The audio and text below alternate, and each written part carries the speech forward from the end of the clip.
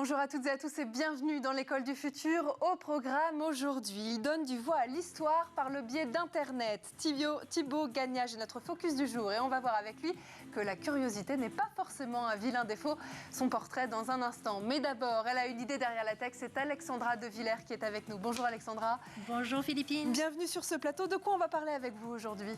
De l'orientation. Et bah justement, suspense et on va voir ça dans un instant. Mais d'abord, c'est notre question du jour. La recherche montre que la confiance constitue un facteur clé des apprentissages, de la réussite scolaire et évidemment de la réussite professionnelle aussi.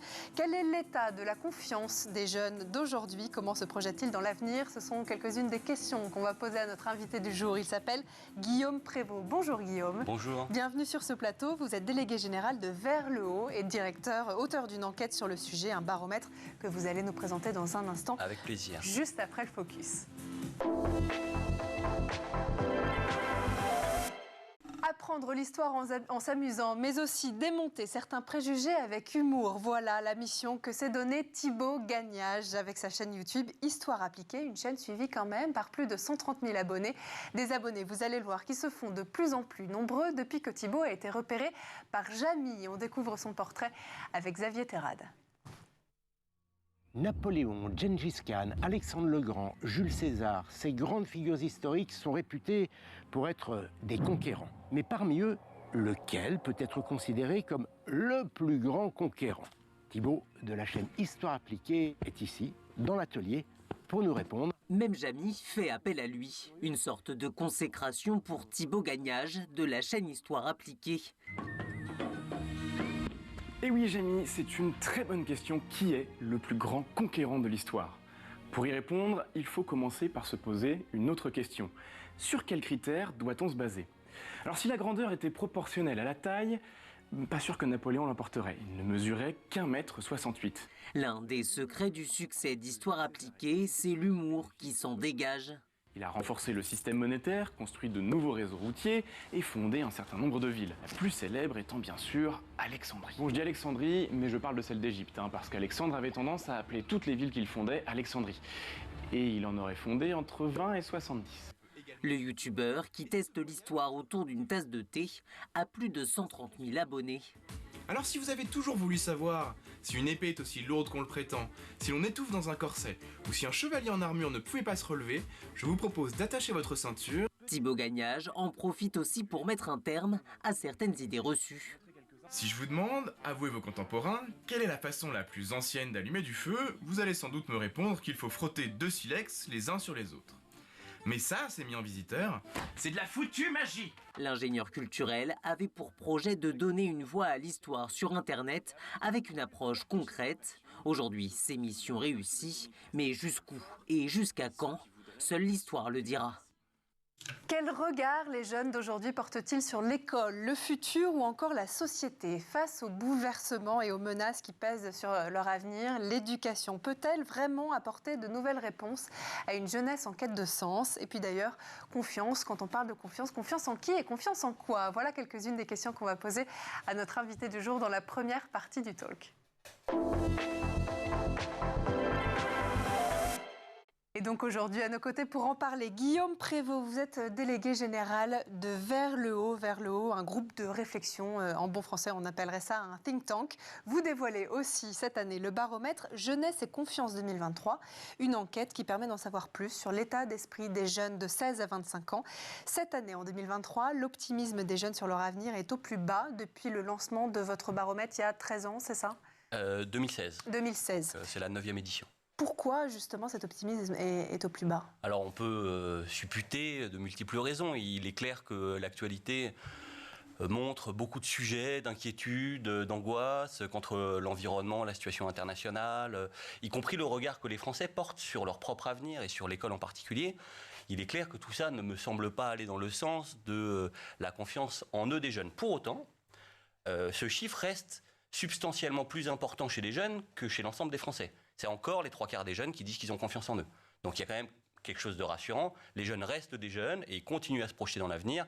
Et l'avenir, c'est leur domaine. Alors, quelles sont les préoccupations des jeunes interrogés? Est-ce que c'est plutôt l'environnement? On en parle beaucoup en ce moment. Est-ce que c'est la problématique du pouvoir d'achat aussi?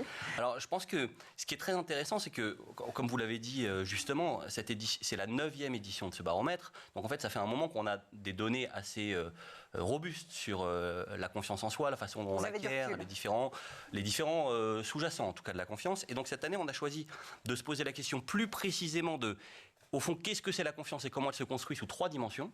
Confiance en soi, confiance dans les autres, confiance dans l'avenir. Et c'est sous cet angle qu'on a choisi de mettre au cœur de notre étude annuelle la question de la confiance en l'avenir, et particulièrement eu égard à la crise environnementale. C'est ça. Les jeunes, ils sont prêts à se mobiliser pour freiner le réchauffement climatique. Ils en parlent. Ils en parlent. Ils disent que ça impacte le regard qu'ils ont sur leur avenir.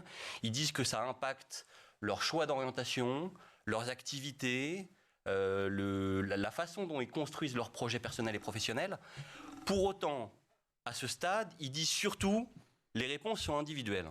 Et là, il y a quelque chose qui est assez intéressant et un peu paradoxal, c'est que si on leur demande de prime abord quelle est la bonne réponse, ils disent adapter mon comportement, moins consommer, l'upcycling, la mode, les modes de consommation. Et pour autant, si on va chercher un peu plus au fond des sous-jacents de la confiance, ils disent ce qui me donne confiance en moi, c'est les gens sur qui je peux compter.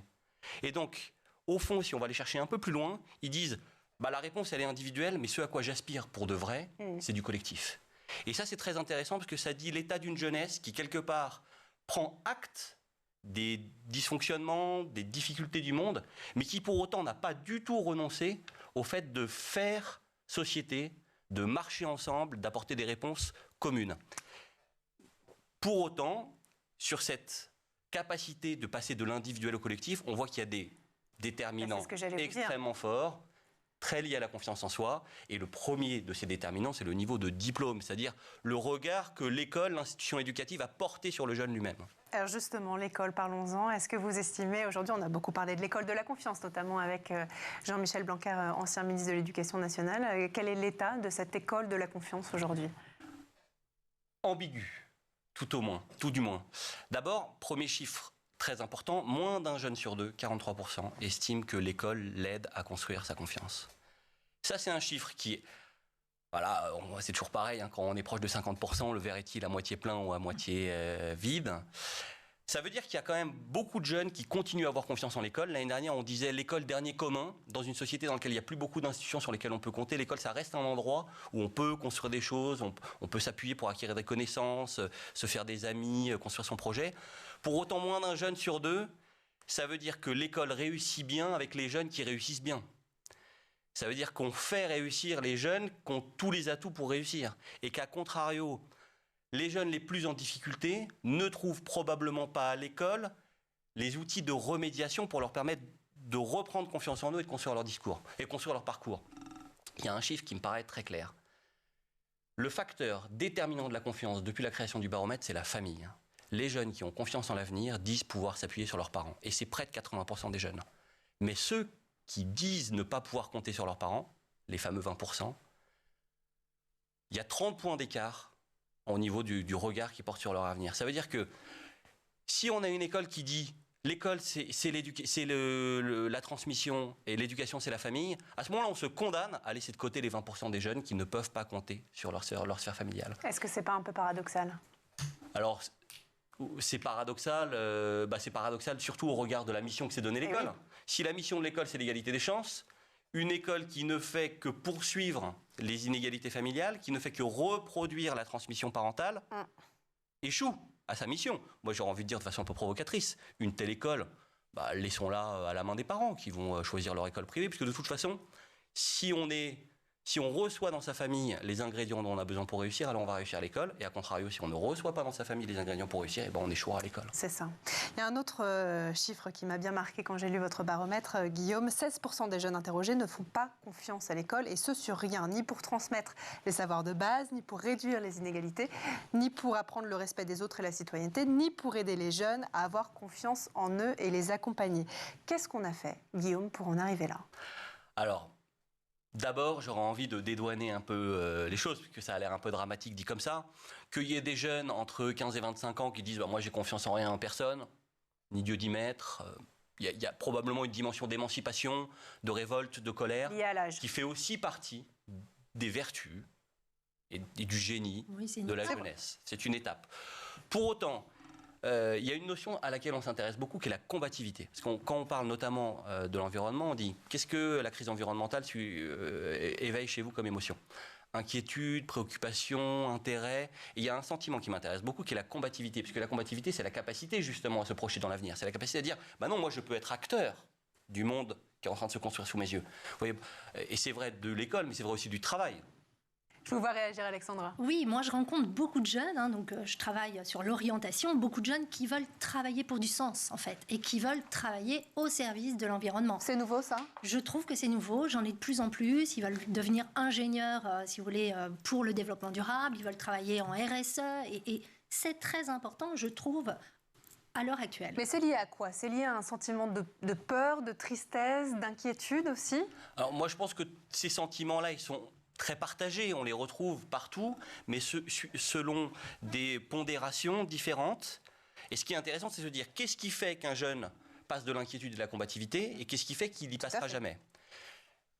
Quand on regarde les choses dans le détail, on se rend compte, ce qui est déterminant, c'est la capacité que je suis capable. La confiance en soi sous l'angle de la motivation.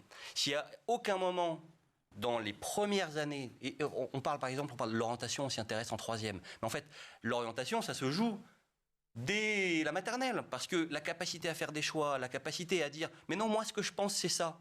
La capacité à dire, bon, bah, il y a peut-être quelqu'un de très important, et la directrice, et le directeur, et mes parents, ils pensent ça, mais moi, ce que je pense, c'est ça. En fait, il faut une sacrée dose de confiance en soi pour être capable de faire ça. Comment ça s'apprend, d'ailleurs, la confiance en soi?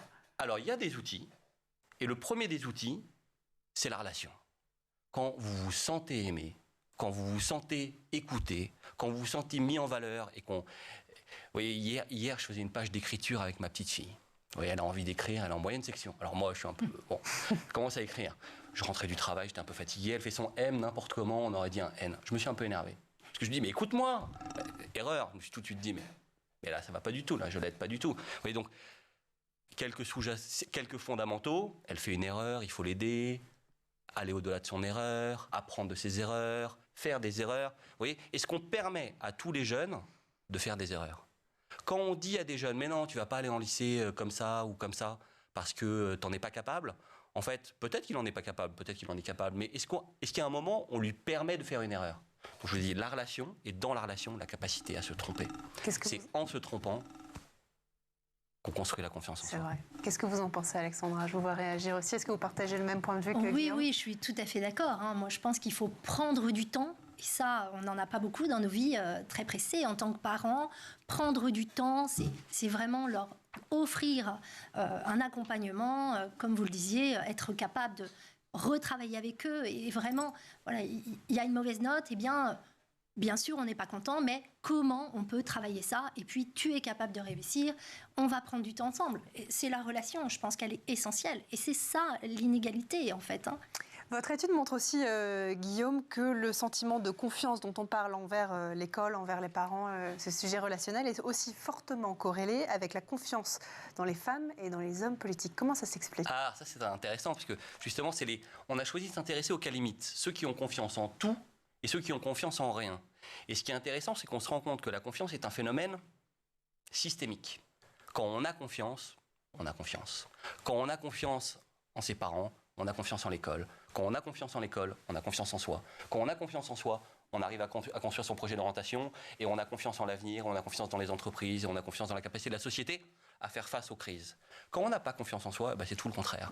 Donc quelque part, il y a quelque chose qui est un peu terrible, c'est que on ne prête qu'aux riches. Si vous avez confiance en vous, vous allez gagner de la confiance en vous. Si vous n'avez pas confiance en vous, vous n'allez jamais gagner cette confiance en vous. Donc, si on fait ce constat un peu terrible, on se rend compte que notre système éducatif doit absolument investir cette question, parce que sinon, on laisse les jeunes, dès le plus jeune âge, dans des situations d'échec qui ne feront que reproduire toute leur vie, et on les retrouvera derrière. Enfin, je veux pas jouer les... Les devins? les prophètes de mauvais augure, disons. On va continuer à en parler justement de votre point de vue sur l'éducation de manière plus générale. On va parler notamment des grands sujets, des grands débats qui agitent le secteur de l'éducation ces dernières semaines. D'abord, on va faire un tour du côté de la planète tech. Images, vidéo, c'est le Zap et c'est l'œil du grand Édouard Degnaud.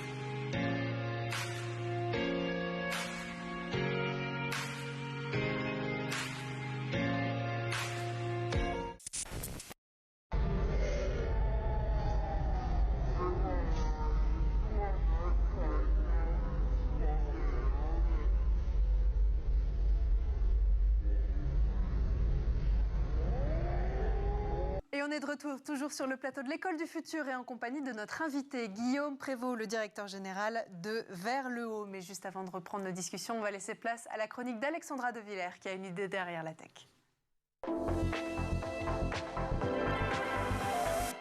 Alexandra, l'orientation post-bac est au programme aujourd'hui de votre chronique. C'est un sujet qui peut empêcher de nombreux parents de dormir, on l'imagine. Oui, bien sûr. Savez-vous que 92% des parents considèrent l'orientation scolaire de leur enfant comme une immense source d'inquiétude. Donc c'est très anxiogène. Effectivement, et ils sont nombreux. Alors à quel moment faut-il commencer à s'intéresser à son orientation scolaire ? Je pense qu'il faut s'y intéresser très tôt. Bien sûr, le moment le plus, on va dire, le premier moment important, c'est en classe de 3e, s'il faut faire un choix entre la filière générale et technologique ou professionnelle, sachant qu'il existe plus de 100 spécialités en bac pro. Donc c'est important. Effectivement. En classe de seconde, bien sûr, c'est essentiel. 3 questions vont se poser. Est-ce que le jeune veut partir en voie technologique ou en voie générale ? S'il décide de faire une première générale, il va falloir choisir 3 spécialités. Ça, c'est la réforme du bac. Donc, c'est une question à laquelle il faut trouver une réponse.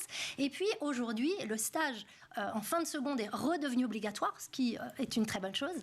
Donc, c'est intéressant de se demander où on va aller faire son stage. En l'occurrence, c'est une vraie question d'orientation intéressante. Et alors après, j'imagine qu'on s'intéresse de nouveau à son orientation en classe de terminale ? Alors non, Philippine, en classe de première, bien sûr, puisqu'il va falloir abandonner une spécialité en terminale et ce choix d'abandon va avoir un impact sur l'orientation. En plus, la classe de première est vraiment une classe pendant laquelle on a du temps, je veux dire, comparativement à l'année de terminale. C'est vrai. Donc c'est vraiment la classe pendant laquelle je pousserai les lycéens à s'intéresser à leur orientation. Alors comme vous l'avez dit, en terminale, évidemment, puisque en janvier de l'année de terminale, il va falloir faire des vœux et les inscrire sur Parcoursup, puis rédiger des lettres de motivation. Et puis aussi, il y a des étudiants qui peuvent faire de nouveaux choix d'orientation au cours de leur cursus, par exemple après un bac plus 2, après un bac plus 3. Donc la question de l'orientation peut aussi se poser quand on a 20 ans, 21 ans. Alors, est-ce que vous avez des conseils, Alexandra, à nous donner pour réfléchir à son orientation ?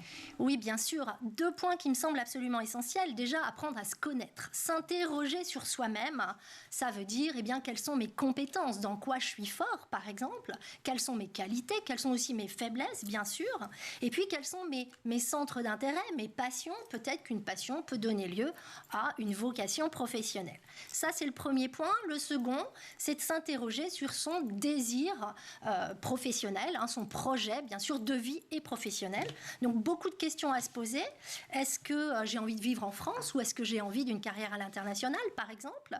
Est-ce que je souhaite être salarié ou peut-être créer mon entreprise? Beaucoup de jeunes aujourd'hui se voient en tant qu'entrepreneurs. Est-ce que je souhaite travailler en équipe? Est-ce que je veux un métier qui bouge, qui m'amène à voyager, à avoir des rendez-vous? Ou est-ce que j'ai envie de travailler dans un bureau? Voilà, c'est des questions qui sont importantes et qu'il faut se poser. Et puis, bien sûr, se demander où on se voit plus tard, dans quel type de métier. Alors, c'est une question difficile, évidemment, quand on a 16 ans, mais qui est essentielle. Les études, vraiment, pour moi, c'est un outil au service d'un projet et non l'inverse, en fait. Et ça, beaucoup de jeunes ont du mal à le comprendre. Et l'idée aussi, si vous voulez, c'est bien sûr, choisir un métier à 15 ans, c'est compliqué, mais l'idée, c'est de se dire quelles sont mes appétences. Et déjà, quand vous réfléchissez comme ça, déjà, vous avancez. Ça me semble intéressant. C'est vrai. Pardon, je vous coupe, mais effectivement, c'est passionnant. J'allais vous poser la question, comment on fait pour choisir ces filières post-bac, justement? Bien sûr. Alors, une fois qu'on a un peu décidé de l'endroit où on a envie d'aller, on s'intéresse aux études. Quelles études je vais faire après le bac, après mon année terminale? Là aussi, des questions à se poser. Est-ce que je suis capable de beaucoup travailler ou est-ce que je suis quelqu'un qui a plutôt besoin d'un équilibre? Donc là, se pose la question de la classe préparatoire ou non. Une autre question qu'on peut se poser, c'est est-ce que je suis autonome dans mon travail ou est-ce qu'au contraire, j'ai besoin d'être très encadrée? Là, on va se poser la question de l'université, qui est un endroit merveilleux, on en parlait tout à l'heure. Et est-ce que j'aime le concret? Est-ce que j'ai besoin d'être dans le pratique, de faire des travaux de groupe? Là, une formation post-bac peut être intéressante. Enfin, une question qui me semble essentielle, est-ce que j'en ai ras-le-bol de l'école, du système scolaire? Est-ce que j'ai hâte de travailler? Dans ce cas-là, l'apprentissage est vraiment intéressant. Il y a aussi les journées portes ouvertes, je crois. Oui, c'est très important quand on est un lycéen, et notamment en classe de seconde ou en première, d'aller faire les portes ouvertes. Il y a aussi des journées d'immersion dans les écoles, et ça, c'est très intéressant pour le jeune parce qu'il voit où il va peut-être aller, et c'est le meilleur moyen de comprendre comment fonctionne une école. C'est très vrai. Alexandra, est-ce que vous avez des ressources à nous recommander pour aider justement les jeunes et leurs parents qui nous regardent dans leur processus d'orientation? Oui, bien sûr. Déjà, dans tout établissement, il y a un conseiller d'orientation. Il faut aller le rencontrer. Alors même si on sait qu'il n'y en a pas beaucoup, qu'il y en a un pour 1500 élèves, ce qui fait grosso modo 40 minutes par élève, c'est très peu. Mais écoutez, c'est déjà intéressant d'aller questionner cette personne-là. Et puis sur Internet, il y a des ressources qui me semblent très intéressantes, des sites qui sont des vrais outils pour les lycéens. Par exemple, Horizon 21, qui est un simulateur pour choisir ses spécialités en seconde. Vous faites un choix, puis ça vous donne un peu les débouchés. Merci Bobby, c'est un site que je recommande où il y a beaucoup de vidéos de métier, des gens qui parlent très bien de leur métier. C'est intéressant. Vous avez Capitaine Study, qui est un site qui recense les avis des étudiants sur leurs propres écoles. Donc ça aussi, c'est une belle ressource. Et puis bien sûr, moi je vais vous parler de Parcoursup, oui. Une plateforme. Alors on en entend beaucoup parler, parfois pas en bien, mais moi je suis très attachée à Parcoursup parce que c'est énormément d'informations, c'est les attendus des formations, c'est toutes les journées portes ouvertes, les dates. Sur un même site, vous avez énormément d'informations. Je rappelle aussi que vous êtes coach d'orientation à vos heures perdues quand vous n'êtes pas en plateau, Alexandra. C'est aussi important, on peut faire appel. Bien sûr, évidemment, il y a beaucoup de jeunes et de plus en plus qui font appel à un coach d'orientation. Je recommande cette démarche quand c'est possible. Ce qui est très important, c'est de choisir un coach qui va pouvoir vraiment vous accompagner jusqu'au bout de vos choix, c'est-à-dire qui va vous aider à choisir les formations en fonction de vos aspirations, bien sûr, mais aussi en fonction de vos contraintes familiales et de votre niveau scolaire. Parce qu'en fait, sur Parcoursup, il faut viser juste et ça, c'est pas toujours facile pour les familles. C'est très vrai. Si vous recherchez une coach d'orientation, elle est là. Voilà. Merci beaucoup en tout cas, Alexandra, pour cette chronique. Et puis nous, on lance ensemble la deuxième partie du talk tout de suite. Et on est toujours en plateau avec notre invité Guillaume Prévost, le délégué général de Vers le Haut. Guillaume, on va continuer à parler avec vous de votre vision globale de l'éducation. Juste avant, pendant le magnéto que vous avez vu à l'écran, Alexandra et Guillaume discutaient. Et vous nous parliez, Alexandra, de votre vision, notamment aux États-Unis, des enfants qui sont très valorisés, très encouragés. Oui, j'ai conscience de ça. Je pense que l'école française pourrait s'inspirer un petit peu du modèle américain, sans tomber, bien sûr, dans l'extrême. Mais je sais qu'aux États-Unis, quand ils sont tout petits, le soir, ils reviennent souvent avec un diplôme parce qu'ils ont fait quelque chose de bien. Voilà, ça me semblerait intéressant que l'école française s'en inspire et puisse valoriser tout petits, nos enfants, leur donner cette confiance dont vous parliez, Guillaume, tout à l'heure. Qu'est-ce que vous en pensez, Guillaume? Ouais, tout à fait. Moi, je rebondirais volontiers sur votre chronique, sur l'orientation. Parce que quelque part, vous avez parlé de connaissance de soi, aspiration. C'est très lié à votre baromètre sur la confiance, effectivement. Est-ce qu'il s'agit d'orientation, au fond, parce qu'on a en tête l'orientation, c'est choisir sa filière en seconde, ou il s'agit, comme vous l'avez justement dit, de connaissance de soi, et donc de ce qu'on appelle au Canada l'éducation au choix. Et si on replace les choses du point de vue de la connaissance de soi, la connaissance des autres, la connaissance de mon environnement, mes aspirations, mes désirs, on pourrait dire que, au fond, l'éducation au consentement, à la relation, à la sexualité, au développement durable, c'est la même chose. Et qu'en fait, nous, on ne cesse. Et là, je vous rejoins tout à fait sur l'approche française qui est souvent un peu technico-technique. On ne cesse de découper en rondelles de saucisson on ne va pas disséquer les sujets qui préoccupent les enfants. Mais ce qui préoccupe les enfants, c'est surtout au collège, c'est qui suis-je, où vais-je, dans quelle étagère, comme dit l'expression. Et donc, cette éducation au choix, elle ne peut pas commencer en 4e ou en 3e. On ne peut pas décemment dire aux jeunes, vous allez rire, on ne vous a jamais posé de questions. Ça fait 15 ans qu'on vous demande de reproduire les recettes de cuisine qu'on vous demande. Maintenant, qu'est-ce que tu as envie de faire dans la vie? Mais posez la question à n'importe quel jeu autour de vous et vous dire, il va vous regarder avec des yeux de merlan frit. Je sais pas, t'en penses quoi, papa ou maman? Et puis, en fait, il va se calquer sur ce qui se fait autour de lui. Donc, à quel moment on met le jeune, l'enfant, au centre? À quel moment on lui a donné les outils de choix libres et éclairés qui sont les valeurs de la République, le citoyen libre et éclairé? Vous voyez, donc, il y a un moment, au lieu d'aborder les choses, oui, parce que éducation au choix, je notais en vous écoutant, on a dit tout à l'heure, on n'a pas le temps. Mais on a le temps. L'enfant, on l'a dans le système éducatif de 0 à 21 ans en moyenne aujourd'hui. Plus de 50% d'une génération est diplômée du SUP. On a 21 ans pour aider un jeune à se connaître, se faire des amis, apprendre à lire, écrire, compter et se lancer dans la vie. 21 ans, on a le temps. Sauf que 0,3, la crèche, vite, une place, vite, il faut qu'il soit bien, les couches, la propreté, etc. 3,6, la maternelle. Vite, faut qu'il parle à sa maîtresse, faut qu'il se fasse des copains, vite. On Ensuite, voit pas le temps passer. 6, 10, lire, écrire, compter, aïe, c'est catastrophique, c'est écrit dans le Figaro, tout se joue avant 10 ans. Donc vite. Ensuite, 10, 15, le collège, vite, l'orientation, aïe. Et ça n'arrête jamais. Donc en fait, on ne cesse de faire tourner nos enfants dans des petits trous de hamster en leur disant vite, qu'est-ce que tu veux faire? Mais laissons-leur le temps. Donnons-leur la place de se tromper, de se connaître, de rencontrer des gens, de faire des expériences variées. On parlait tout à l'heure de l'orientation. Il y a un choix que font les Américains et les Anglo-Saxons depuis très longtemps. Moi, je ne sais pas quoi faire. Vas-y, arrête, va te balader, va faire un an de voyage, va t'engager, fais un service civique, va t'engager dans un projet humanitaire, engage-toi dans une association, et puis dans un an, on en reparle de ce que tu as envie de faire. En France, vous voyez ce clip des Pink Floyd, là. We don't need no education. On voit les enfants sur un tapis roulant qui marchent avec des masques, là. Mais sortons de ce modèle. On a le temps, donnons-leur le temps. Prenons ce temps pour eux. Garantissons-leur le temps. Bien sûr. Voilà. L'éducation nationale en marche, effectivement, c'est aussi un sujet d'éducation positive, la confiance. Je voudrais qu'on change un petit peu de sujet, même s'il est intrinsèquement lié au sujet de la confiance. Guillaume, si vous le voulez bien, c'est le sujet du harcèlement scolaire, vous le savez, qui fait l'actualité depuis ces dernières semaines dans le secteur de l'éducation. Vous avez rédigé une tribune que j'ai là, avec moi, que vous intitulez « Il faut remettre l'autorité au cœur de l'école ». Dans cette tribune, vous dites qu'il s'agit ces dernières semaines d'une séquence politique. Les sujets du harcèlement scolaire, accompagnés d'un branle-bas médiatique, un vacarme qui suscite un malaise entêtant. En disant cela, est-ce que vous ne videz pas de son sens le sujet même du mal-être des élèves, des drames qui sont causés par ce fléau qu'est le harcèlement scolaire, pour le réduire quelque part à un coup de com' politique? Alors, le mal-être, il existe. On le voit, là. Et il est dû, à mon avis, largement à cet effet de hamster dont on a parlé. Quand je dis il faut remettre l'autorité au cœur de l'école, en fait, je citais Gabriel Attal, au moment où il a pris ses fonctions. En fait, oui ou non, de quelle autorité parle-t-on? Qu'est-ce que l'autorité éducative? L'autorité éducative, c'est pas l'autorité du policier dans la rue. Quand le policier vous arrête et vous met une amende, il n'est pas éducatif. Alors, on peut discuter des heures et des heures sur la vertu éducative de l'amende.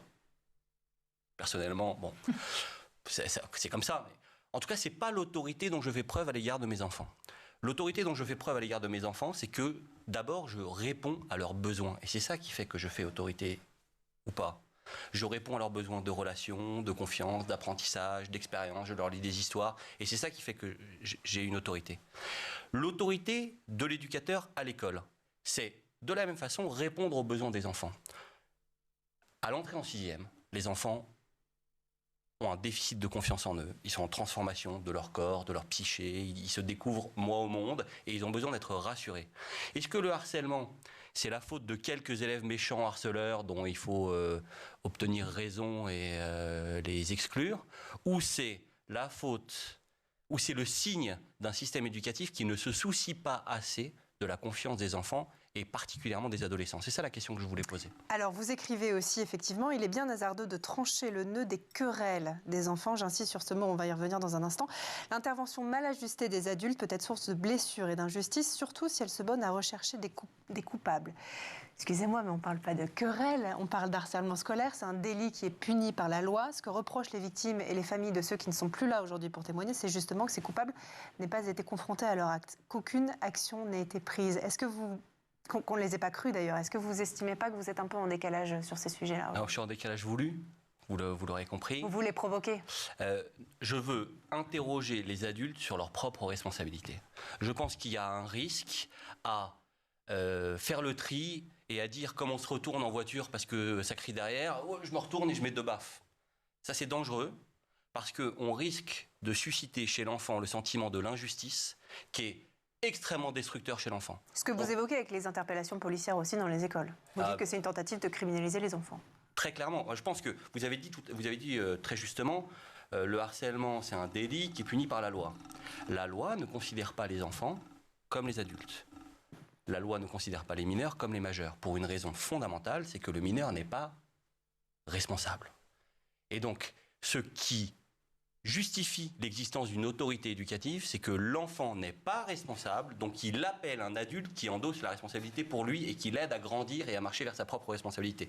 De la même façon qu'on a dit tout à l'heure, l'orientation, l'éducation au choix, c'est aider l'enfant à marcher vers sa propre responsabilité, donc vers sa propre liberté, d'homme, de femme, de citoyen, de professionnel.